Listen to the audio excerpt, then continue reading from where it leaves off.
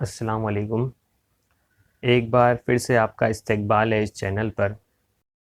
Urdu medium बराए जमात दहम रियाजी हिस्सा 2 ज्योमेट्री सबक नंबर 7 मसाहत मेंसुरेशन।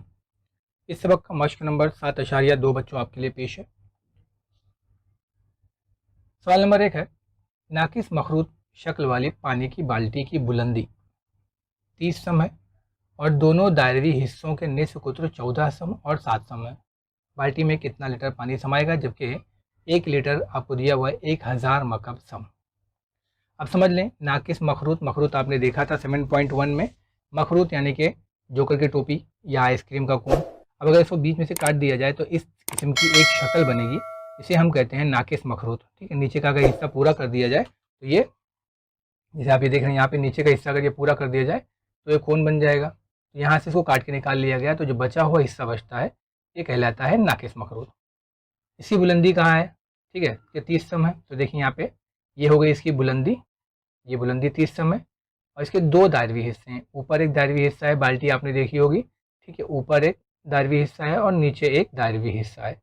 ऊपर वाले हिस्से का निष्कुत्र 14 सम दिया है और नीचे वाले हिस्से का निष्कुत्र 7 सम दिया है। तो सवाल ये है कि इस बाल्टी में कितना पानी समाएगा। तो पानी समाएगा का मतलब आप समझ जाएं कि इसमें आपसे हजम पूछा हुआ है।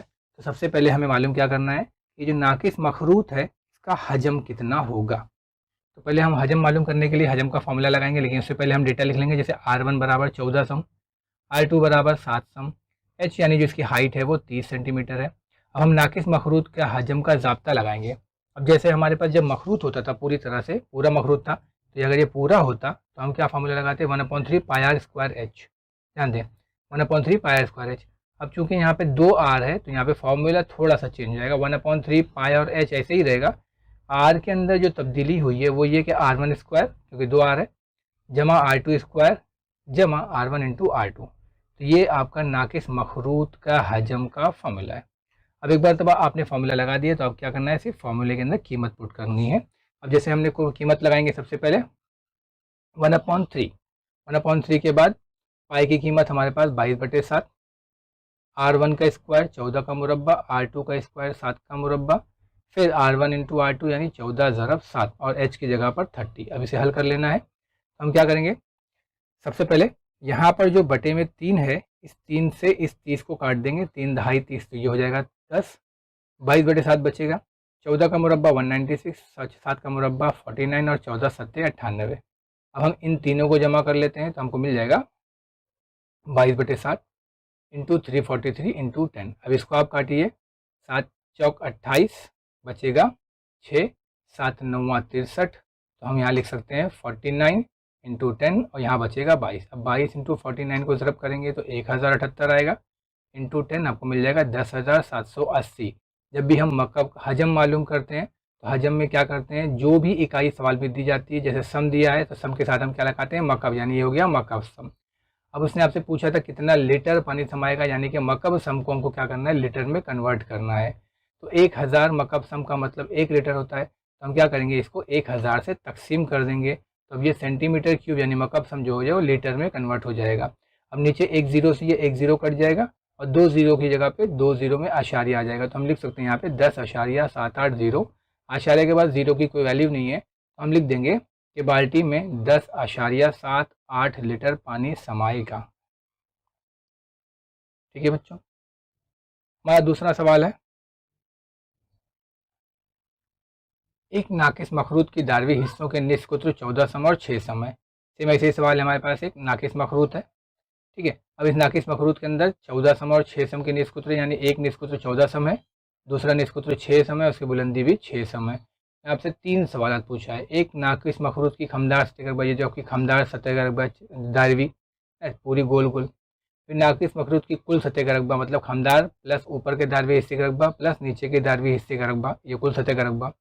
और फिर नाकिस मखरूत का हजम, जैसे भी हमने सवाल नंबर 1 हल किया, मतलब इसमें कितना समाएगा। तो सबसे पहले हम क्या लिखते हैं, जो हमारा सवाल में डेटा है, निस्फ कुत्र 14 सम है और 6 सम है और इसकी बुलंदी भी 6 सम है। तो पहला सवाल है नाकिस मखरूत की खमदार सतह का रकबा। तो पहले हम लिख देंगे R1 बराबर 14 सम, R2 बराबर 6 सम, H इज इक्वल टू 6 सम। अब पहला सवाल है नाकिस मखरूत की खमदार सतह का रकबा।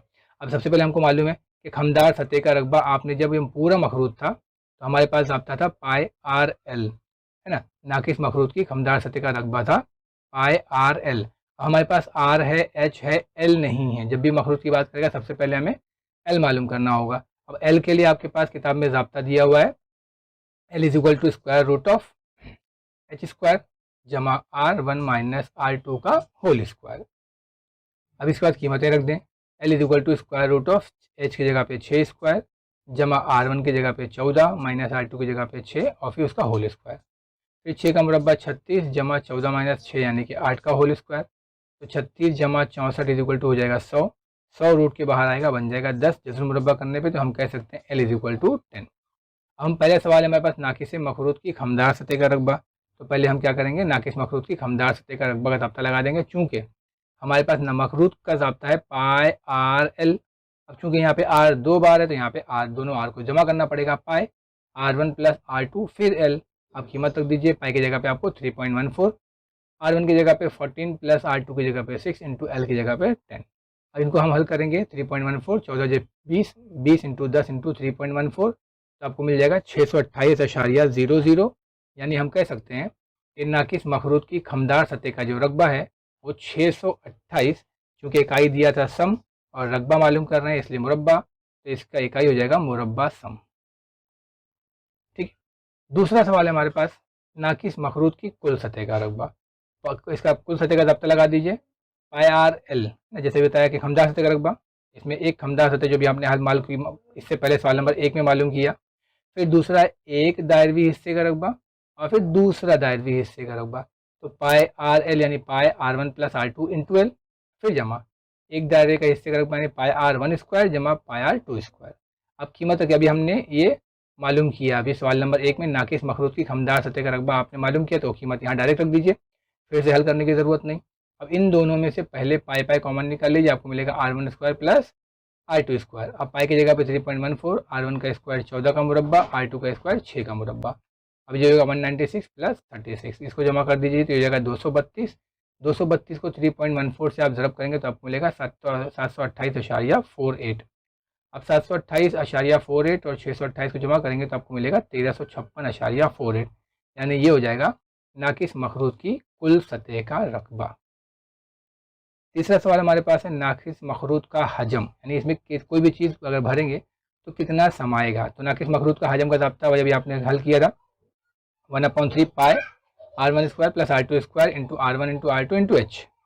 1/3 पाई की जगह पे 3.14, एच की जगह पे हमारे पास 6 है, आर वन का स्क्वायर 14 का मुरब्बा, आर टू का स्क्वायर 6 का मुरब्बा और फिर R one into R two यानी 14 ज़रब 6, तो 1/3। तो ये 3 से आप इसको यहाँ काट दीजिए, 3 दूनी 6, तो यहाँ हो जाएगा 2, 3.14 बचा। 14 का मुरब्बा 196, 6 का मुरब्बा 36, 14 छंग 84, इनको आप जमा कर दीजिए 316। ठीक है, 316 इंटू, अब ये 2 है 3.14 इंटू 2, ये हो जाएगा 6 6 27, 6.24 सॉरी 6.28 और 316 को ज़रब करेंगे तो आपको मिलेगा 1984.48। ये हो जाएगा हमारा नाकिस मखरूत का हजम is equal to 1984.48 centimetre cube. शक्ल में एक नाकिस मखरूत के दायरवी हिस्सों के मुहित दिया हुआ है, यानी घेराव। ठीक है, बिलतरतीब 132 और 88 सम है। अब यहाँ आप देख रहे हैं ये ऊपर एक दायरा है और ये नीचे एक दायरा है, इसका मुहित आपको 132 बड़े वाले का 132 और छोटे वाले का 88 दिया हुआ है। इसकी बुलंदी 24 सम है। तो इस नाकिस मखरूत की खमदार सतह का रकबा मालूम करने के लिए दर्जेजल एक्टिविटी हमको करना है। अब सबसे पहले आपको दिया है मुहित 1 है, एक दायरे का मुहित, तो इसको 2 पाई आर वन बोला है बराबर 132। अब यहाँ पे ये मुहित 1 यानी कि 2 पाई आर वन। अब अपने को आर वन पहले मालूम करना है, तो आर वन यहीं छूटेगा तो ये 2 पाई जो है वो बटे में आ जाएगा, जैसे 132 के बटे में आपको करके दिया हुआ है।